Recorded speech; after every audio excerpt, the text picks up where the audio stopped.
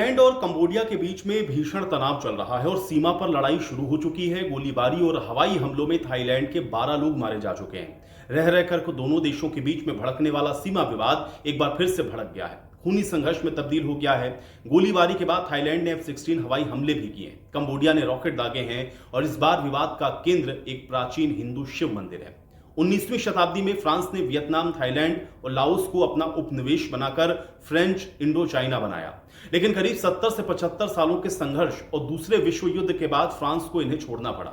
Vietnam और Cambodia 1953 और 54 में आजाद हुए, लेकिन उसके बाद से ही दोनों देशों के बीच सीमा को लेकर के यह विवाद चलता आ रहा है। अब थाईलैंड और कंबोडिया के बीच में 508 मील यानी कि 817 किलोमीटर एक लंबी सीमा है, जिसका अधिकांश भाग 20वीं सदी के शुरुआती दौर के फ्रांसीसी औपनिवेशिक युग के नक्शों से प्रभावित है। नक्शे कई जगहों का सीमांकन ऐसा करते हैं जो कि विवादित है, लिहाजा दोनों देशों में टकराव होता रहता है। अप्राचीन प्रेह विहर, तामुआन थाम और तामुएन थाम जैसे प्राचीन मंदिर स्थल आपस में विवाद का सबसे बड़ा विषय है और इस बार विवाद का एक केंद्र एक हिंदू मंदिर क्यों है, इसको भी समझिए। इस विवाद का केंद्र प्रेम विहर मंदिर है, जो कि खामेर साम्राज्य के दौरान डांगरेक पर्वतों की एक चट्टान पर बना 9वीं शताब्दी का एक हिंदू मंदिर है। यह शिव मंदिर है और यह मंदिर भौगोलिक रूप से थाईलैंड के निकट है और भी अंतर्राष्ट्रीय न्यायालय ने 1962 में यह फैसला भी दिया था कि मंदिर कंबोडिया का है। अब थाईलैंड ने इस फैसले को स्वीकार तो कर दिया, लेकिन उसकी नाराजगी बनी रही। प्रीह विहिर मंदिर को प्रासाद प्रीह विहिर के नाम से भी जाना जाता है। खामेर साम्राज्य के दौरान राजा उदयादित्य वर्मन द्वितीय ने इसको बनवाया। ये एक शिव मंदिर है जो कि डांगरेक पर्वतों के एक चट्टान के ऊपर स्थित है। 2008 में जब कंबोडिया ने प्रेह विहिर के लिए यूनेस्को विश्व धरोहर स्थल का दर्जा मांगा, उसे प्राप्त कर लिया तो तनाव फिर से भड़क उठा। अब थाईलैंड ने इस कड़ी पर अपनी आपत्ति जताई और यह दावा किया कि प्रस्तावित मानचित्र मंदिर के आसपास 4.6 वर्ग किलोमीटर के विवादित क्षेत्र पर अतिक्रमण करता है। इस कारण थाईलैंड में राष्ट्रवादी विरोध प्रदर्शन हुए, संसदीय कार्रवाई बाधित हुई, सीमा पर घातक झड़प हुई और 2008 और 11 के बीच ये विवाद कई बार हिंसक झड़पों में बदला। इसमें 2011 में एक हफ्ते तक तो गोलीबारी भी चली, ये शामिल है। इसमें कम से कम 1 दर्जन लोग मारे गए। दोनों पक्षों के हजारों ग्रामीणों को पलायन करने के लिए मजबूर होना पड़ा। दोनों देशों ने एक दूसरे पर आक्रामकता का आरोप भी लगाया और एक दूसरे पर संप्रभुता का उल्लंघन करने का भी आरोप लगा। अब 2013 में अंतर्राष्ट्रीय न्यायालय ने एक स्पष्टीकरण जारी किया, जिसमें यह कहा गया कि कंबोडिया के प्रेह विहिर मंदिर के आसपास के क्षेत्र पर भी संप्रभुता है। थाई सैनिकों को विवादित क्षेत्र से हटने के आदेश दिए गए। थाईलैंड ने इसका पालन किया, लेकिन नक्शे में सैन्य गश्ती मार्ग और संप्रभुता चिन्हों पर मतभेद इस क्षेत्र में जारी रहे। प्रेह विहिर के साथ साथ थाईलैंड के सूरीन प्रांत में कंबोडिया और ओदार की सीमा के पास स्थित तामुआन थाम और तामुएन थाम जैसे अन्य प्राचीन मंदिर भी टकराव का बिंदु बन गए।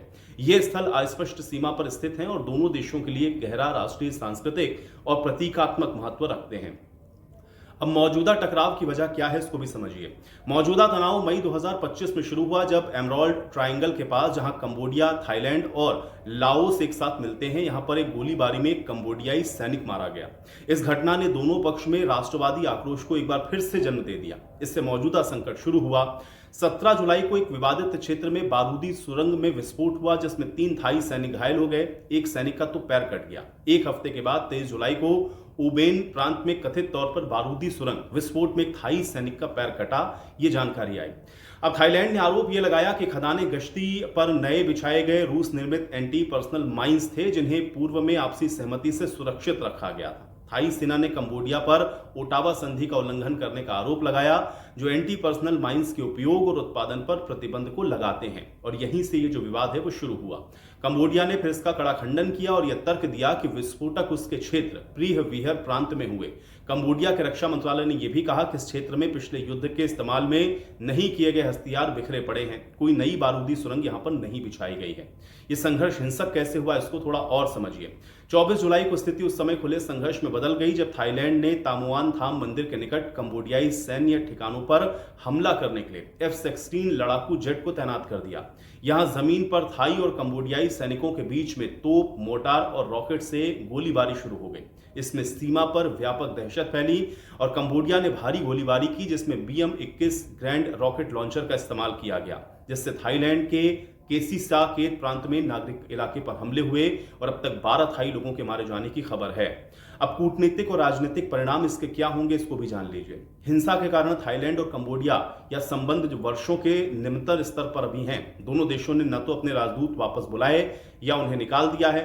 दोनों देशों के बीच में यात्रा और व्यापार भी ठप्प हो गया है। कंबोडिया ने भी थाई फिल्मों और टीवी शो पर प्रतिबंध के साथ फलों और सब्जियों की आयात पर भी पूर्णतया रोक लगा दी है। थाईलैंड के इंटरनेट और बिजली आपूर्ति और कनेक्शंस का बहिष्कार कर दिया गया है और थाईलैंड से ईंधन आयात पर भी रोक लगी है। अब थाईलैंड के राजा कहाँ हैं, ये भी अपने आप में एक सवाल है। थाईलैंड के राजा किंग महा विजरालोकोंग, जिनको रामा 10 के नाम से जानते हैं, जो कि थ्रोन हॉल बैंकॉक में रहते हैं। 3 जुलाई 2025 को उन्होंने नई मंत्रिमंडल को शपथ दिलाई। 28 जुलाई को उनका जन्मदिन भी था, लेकिन जानकारी यह है कि वो जर्मनी में रहते हैं और अभी भी उनका जो आवास है वो जर्मनी में ही है। वो कभी कभी आपको बता दें कि अपने देश का जो विजिट है वो करते रहते हैं।